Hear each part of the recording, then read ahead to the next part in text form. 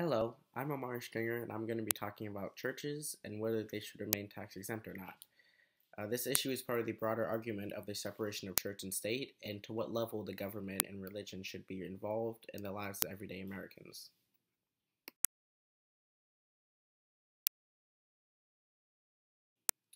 So, regarding the current status of churches and taxation, in all 50 states, churches are exempt from paying taxes, and that includes property and income taxes. According to the IRS, churches are a 501c3 organization, and those are nonprofit organizations, and those are generally tax exempt. Most nonprofit organizations have to apply for their tax exempt status, but churches are automatically considered for that exemption. And in addition, most churches get what's called a parsonage allowance, which allows members of the clergy or their ministers to write off most living expenses, as most of their life is devoted to the church. And most ministers don't make much money to begin with in terms of salary, so that really helps them out. Generally, churches are prohibited from endorsing or discussing political agendas or political candidates. Um, Often, this rule is bent or ignored, is papered over, especially during election times. But if the IRS finds out or if it's very public, churches can lose their exemption status.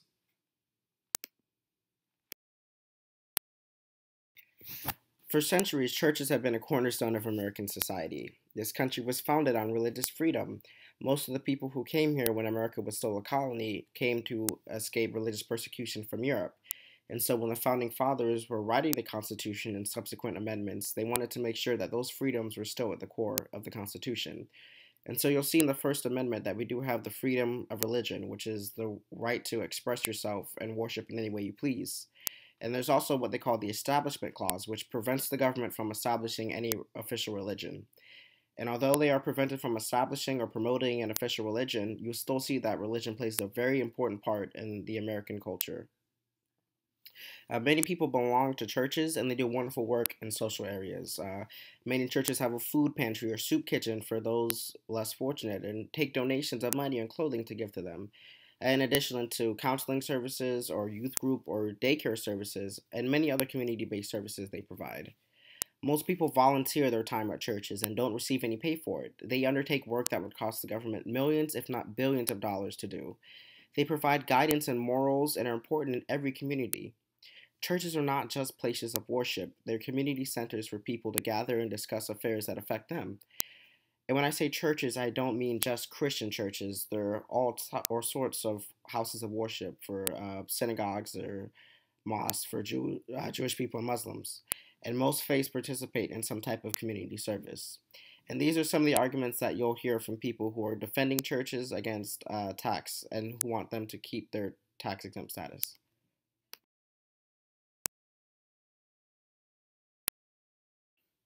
There are a lot of benefits for churches being tax exempt. Some of them include it allows smaller churches a monetary break, and what I mean is it allows them to focus on more important issues for them in their community versus having to pay taxes or worry about bills and other monetary issues. Churches being tax exempt saves the government money, like I mentioned earlier. It allows them to undertake many charitable causes that the government would have to pay for normally. And with the churches being tax exempt, it saves them money for undertaking those causes. Um, Many see exemption as the government not interfering with churches, which keeps it in line with the First Amendment and the Establishment Clause. However, some see it as the government providing a subsidy or cutting the churches a break for providing the service of charitable causes, which would be very costly for the government to undertake.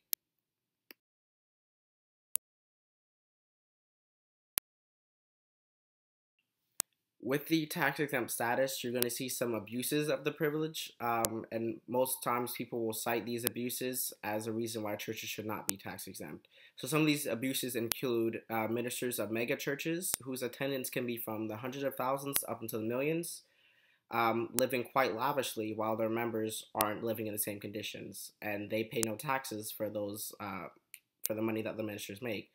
And so many American taxpayers see this as them lining the ministers' pockets and not getting anything back because the ministers aren't taxed on their pay. Um, And sometimes you'll see these ministers of these mega churches who have private jets, or they take helicopter rides between their parishes and sometimes different states.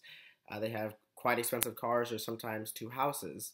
And it's important to note that multiple houses are allowed in the parsonage exception. The Supreme Court ruled that they were allowed to have multiple houses. Most financial reports state that churches spend more on operating expenses versus actual charitable giving. And ministers' pay can be included under the operating expenses. So you'll see that most of the operating expenses are, in fact, the minister's pay. Some reports have stated that churches give up to 72% for operating expenses of their income versus the American Red Cross, for example, a well known charitable organization who only uses 7% for their operating expenses. So you can see there's a large discrepancy between operating expenses with charitable giving in churches and other tax exempt organizations such as the Red Cross. Their number is much lower. Like I said earlier, churches aren't allowed to be involved in political affairs, but some do, and some see that as a reason for them to not be tax exempt. The Supreme Court has ruled that it's okay to talk about important issues that may regard an election, but they cannot endorse any specific candidates. And the IRS does have the power to revoke the tax exempt status of any church who is found to be endorsing a particular candidate. And this has only happened once in 1992 by a church in New York who paid for a newspaper ad that was basically bashing Bill Clinton and telling their members to not vote for Bill Clinton.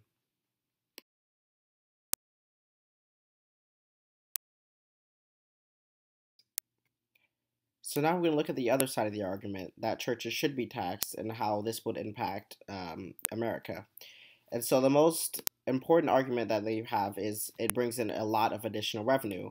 And so taxing churches would bring in billions of dollars. Newsweek's conservative estimates are around $16 billion. And as a fun fact, they included that that would be enough to almost fund NASA for an entire year just off of taxing churches.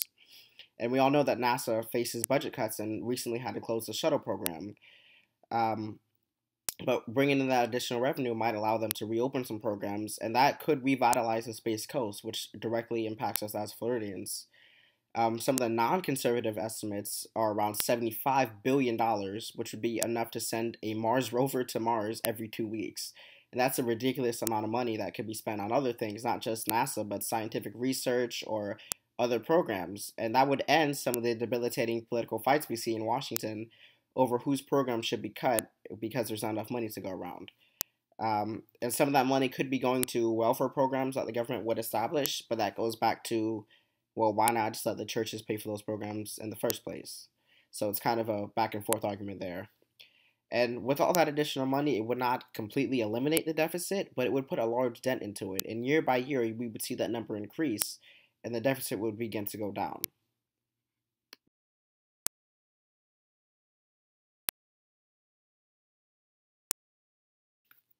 Something we're often hearing about is tax reform, and recently many politicians have been going on about it.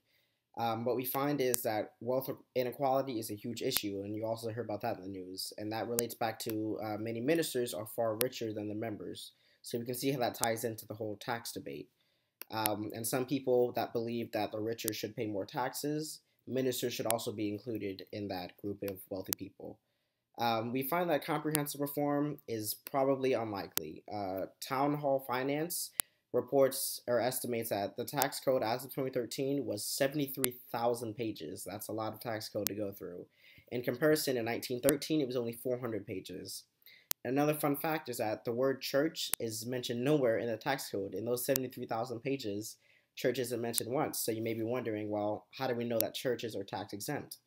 According to Forbes, there's certain things that the IRS looks for in order to deem an organization a church and then to make them tax exempt. And so some of those things are a recognized creed or form of worship, a structure of ordained ministers, membership, regular congregations, a place of worship, and this is not required but optional, a Sunday school or service for educating the youth. And so we see that there's no simple solution for whether churches are should be taxed or not, but there's a plethora of things that go into the debate. So we can see that there's the money, the government services that churches provide, and the tax code is a big problem in reforming churches or reforming the tax code in regard to churches.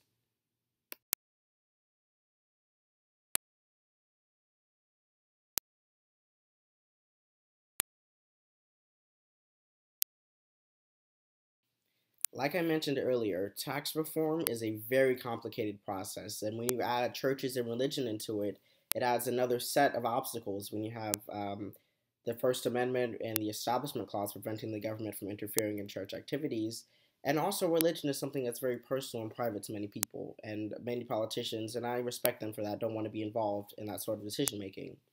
So no one person can offer a solution that would make everyone happy. And so far, there's been very few proposals in the forms of government action.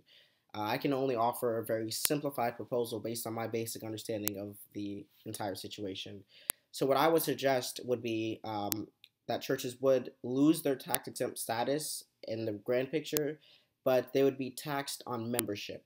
So all churches, like all nonprofit organizations, would have to file for tax exempt status, and in that filing, they would report their memberships. Large numbers of members or excessive property would require those churches to pay taxes based on an appropriate level that the IRS would determine.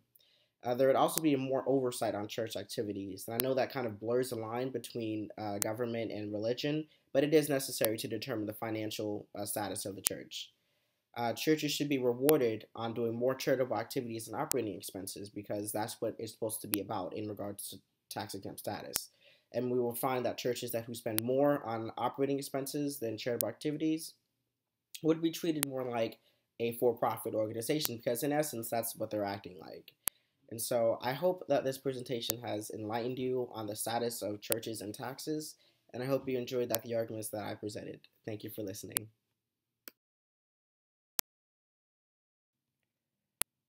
The following are some sources that I have used in the making of my speech. Thank you very much.